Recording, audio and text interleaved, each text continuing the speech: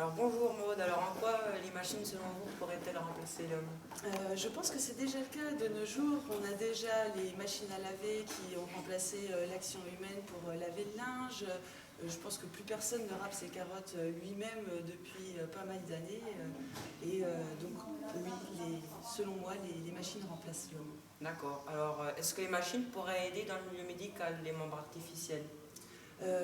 Oui, on a déjà quelques exemples super pour les gens qui ont perdu des membres sur des mines antipersonnelles, ce genre de choses. Oui, je pense que c'est une très bonne solution de prendre des machines pour le milieu médical. Alors dans ce cas-là, est-ce que dans un proche avenir, elles remplaceraient le personnel? Ça dépend dans quel domaine. En effet, il y a toujours une action humaine pour programmer la machine, faire la maintenance de la machine. Donc oui, mais pas dans tous les domaines à mon avis. Alors, quelles seraient les conséquences possibles si les machines venaient à nous remplacer? Eh bien, la conséquence qu'on peut déjà observer, qui a commencé pendant tout le XXe siècle, c'est déjà un gain de temps libre pour l'homme.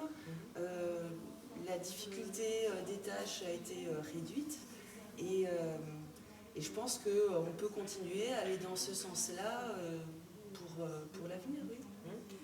L'intelligence artificielle est-elle limitée ou sans limite? Je pense que la seule limite, c'est l'intelligence de l'homme et sa créativité pour créer des machines de plus en plus intelligentes. D'accord, moi je vais vous poser une dernière question. Alors, un court-circuit, une machine mal réglée, selon vous, que se passerait-il?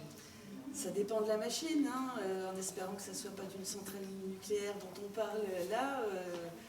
Ça dépend. Hein, quand moi-même j'ai vécu un court-circuit il n'y a pas très longtemps, c'était avec mon congélateur et malheureusement la conséquence ça a été une odeur assez horrible dans la pièce où se trouve le congélateur. D'accord, bon merci à vous d'avoir répondu à cette interview.